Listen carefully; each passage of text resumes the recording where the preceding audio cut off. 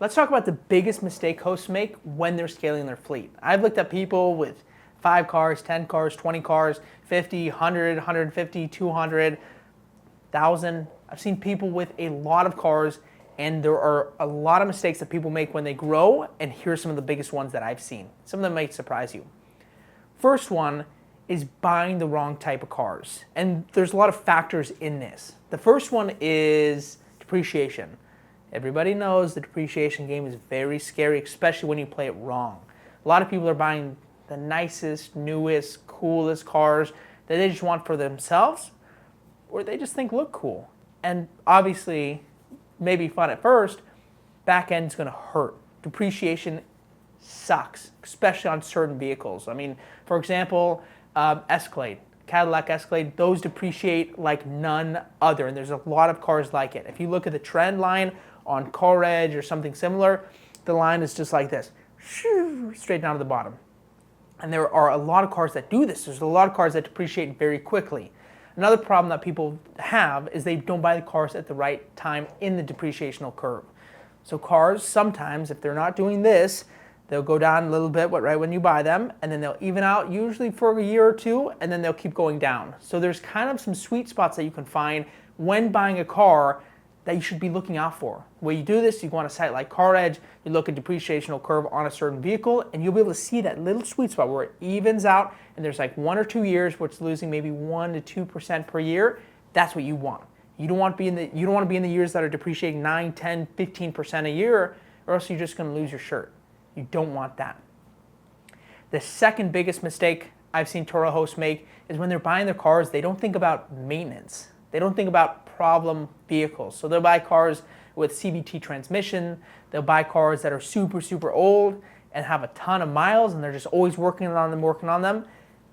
It's not good. You don't want that. If you have a car that you continually have to fix, first off, it's not on the road, so you're not making that money. And second off, it's a waste of time. It's not worth it. You have to find a median balance between those two.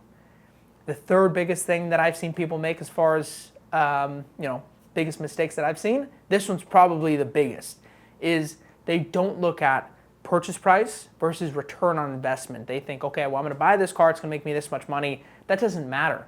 It's how much money is the car making you versus what you bought it for. And I'm going to give you some examples real quick. So if you buy a $100,000 car and it's making you $2,000 a month, but I buy a $20,000 car and it's making me $1,500 a month or $1,000 a month, which is more worth it?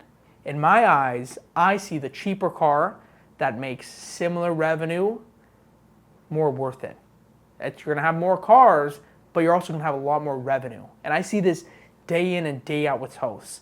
And there's a lot of factors that contribute to this. I mean, they're trying to buy newer, nicer, cooler, fancier cars, and they're losing big time. So our strategy is find the cars that perform the best for the price. That's key. That is absolute key. The fourth thing that I've seen is that hosts will try to scale crazy quickly. Sometimes it's okay that they do. Sometimes they have success, but other times it can be really, really bad. They just lose quality. I mean, there's very few people that can do it, and I wouldn't recommend growing too quickly. I've heard about people getting opportunities to get like 50 cars co-hosted or sometimes more. And if you have a smaller operation, sometimes it's not worth it. Sometimes it's not worth it to grow that quickly, especially if you don't have the processes in place. The next biggest mistake that I've seen is having the processes, having the systems in place to scale. They have these ideas and these strategies from when they're smaller or as they've been growing, but they're not ready for scale. And you need to have systems and processes, not only to save time, but to save money and to allow the company to grow. If you don't have certain processes in place, you won't be able to grow. You're going to hit some sort of limit. And the final thing that I've seen, the biggest mistake that I've seen hosts make is absolutely having a game plan, having a strategy. People just go into this and kind of willy-nilly, oh, this is going to be fun. Let me buy this car. Let me check this car out. No. You need to have a game plan. You need to know where you're going. If you're not consistently looking at your game plan, consistently looking at your numbers, your cars and stuff, you have to. You should. You have to. I mean, you're not going to have anything if you don't look at what you've built. And actually, the final thing that I'm going to say and this truly is probably the most important, is numbers. Nobody cares about their numbers for some reason. I don't know what it is. I don't know why people don't care. They don't look at their depreciation. They don't look at their purchase price. They don't look at all the numbers that calculate to their net profit. They look at like their cash flow, or they look at their gross revenue, but those numbers don't mean anything.